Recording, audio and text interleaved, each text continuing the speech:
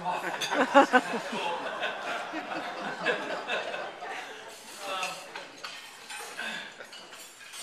We've had great partnership with local manufacturing. It just doesn't work without that. It's an exponential amount of resources and benefit that comes to these students when they can get into a manufacturing business and they can see what really happens and start to connect with jobs that aren't on TV, you know, actually what people really do for a living. You know? But it's really good to be here tonight because education and manufacturing need to be together. You know, there's so many people that are trying to get their hands on education. You know, they've got their own agenda. Hey, let's do this, let's do this, let's do this, you know, but we only have so many jobs in manufacturing that are going unfulfilled, you know, for lack of skilled workforce.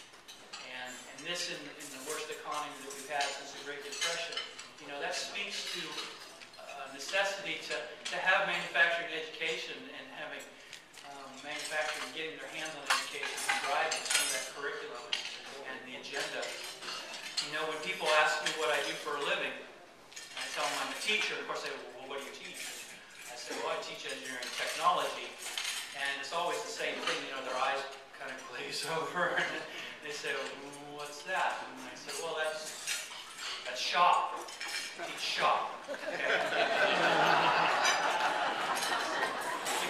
Except, you know, we use CNC and lasers and robotics and things like that. And you go, oh, yeah, shop. And then they say, well, why don't we teach shop anymore?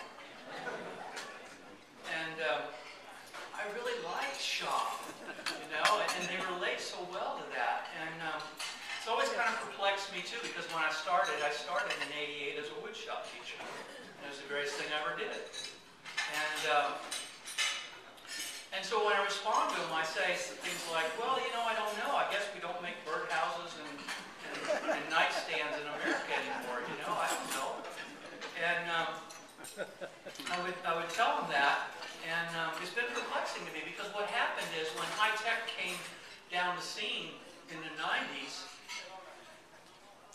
you know, all the manual arts fell by the wayside. And I'm not saying high tech's not great. High tech is great. We've got to have it. I mean, I saw that coming. I rode that wave like everybody else. But I think we lost something when we lost the manual arts because there was something primal about making something with your hands and the craftsmanship that goes into that because people need to have an appreciation. Our youth need to have appreciation of what it takes to make something. And the cool factor in being able to say, I made that, that's really cool. And I appreciate the craftsmanship that's required to do something like that. You know, so, you know, that's always been a concern. So when we've eliminated the manual arts, you know, I think we've lost some of that in our country. You know, I was having a good conversation there with the doctor from St. Pete College, and we were talking about how important it is for our students to know how to do things, but I feel like they're so jaded in today's high-tech society. You know, they see things on TV and they see things in the movies and they're in all these virtual worlds, and they're seeing and doing things that we can't even do in real life. You know? And so I think when we teach them maybe even to do a high-tech manufacturing thing, they get it done and it's like, oh, well, you know, they're just not impressed because they don't even appreciate if somebody had to make that by hand or even using manual milling methods, you know, how hard that is. You know, and so I think that's something that we need to do. You know, even as we train them to use these high-tech methods, you know, we need to make sure that they understand the manual aspects of it.